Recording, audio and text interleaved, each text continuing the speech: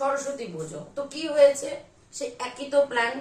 সকালবেলায় ওঠো, হলুদ মাখো, স্নান করো, ঘরের আয়োজন করো, তারপর কি ক্লাবে যাও, আয়োজন করো, বাড়ি আসো, এসে দই চিড়ে খাও, ঘরের কাজ করো, তারপরে মার হাতে লাবড়া খিচুড়ি খেয়ে জম্পেস না একটা ঘুম না মুভি দেখো।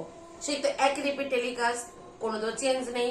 ছেলেবেলা স্কুলে গেলে দেখতাম বড়দের শাড়ি পাঞ্জাবি পরে ঘুরতে, এখন ছোটদের দেখে শাড়ি পাঞ্জাবি পরে ঘোরে। জন্মগত সিঙ্গেলদের কোনো প্ল্যান থাকে নাকি? তাও ছেলেবেলা স্কুলে যাওয়া ছিল, শাড়ি পরা একটা ইমোশন ছিল। বছরখানেক আগে থাকতে শাড়ি চুজ করে রাখতাম কোনটা পরবো, তারপর শাড়ি পরে স্কুল, তারপর বন্ধুদের সাথে এদিক ওদিক যাওয়া, হই হুল্লোড় করা, সে আলাদাই দিন ছিল, আলাদাই ইমোশন ছিল। তাও ছেলেবেলা স্কুলে যাওয়া ছিল, শাড়ি পরা একটা ইমোশন ছিল।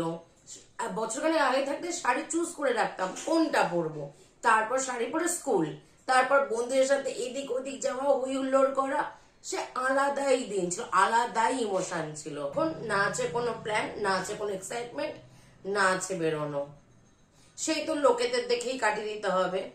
সারা জীবন যে বই আলমারিতে রাখা থাকে তা শুধুমাত্র আজকের দিনেই বার করে মায়ের পায়ে গিয়ে রাখা হবে, নইলে ওদের জীবনও সেম। তবে ওদের জীবন আমাদের জীবনের থেকেও খারাপ।